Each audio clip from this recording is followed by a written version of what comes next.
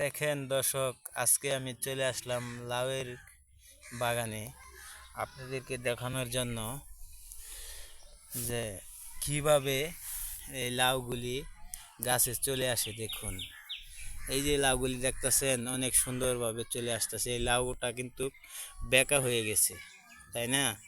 আপনি তো সবাই সবাই দেখতেছেন কিরকম বেঁকা হয়ে গেছে লাউটা। এই লাউটা যদি সোজা করুন যায় তাহলে মনে করেন যে লাউটার মাঝে কিছু বিষ, কিছু আইটেম ভালো ভালো ব্যবহার করতে হবে, তাহলে এই লাউগুলি সোজা হয়ে চলে আসবে। আর মনে করেন যে এই যে একটি লাউ দেখেন অনেক সুন্দর হয়ে চলে আসছে। এই লাউটার মাঝখানে আমরা আগে বিষ ব্যবহার করছিলাম, যার কারণে সেই লাউটার ভিতরে কোনো পোকা ধরে নাই, কোনো কিছু ধরে নাই। লাউটা অনেক সুন্দর দেখা যাইতেছে। ওই দেখেন আমাদের ক্ষেতে আরো অনেক লাউ চলে আসতেছে। দেখেন এই যে সবগুলি দেখেন, এই যে লাউগুলি চলে আসতেছে, কি সুন্দরভাবে চলে আসতেছে লাউগুলি।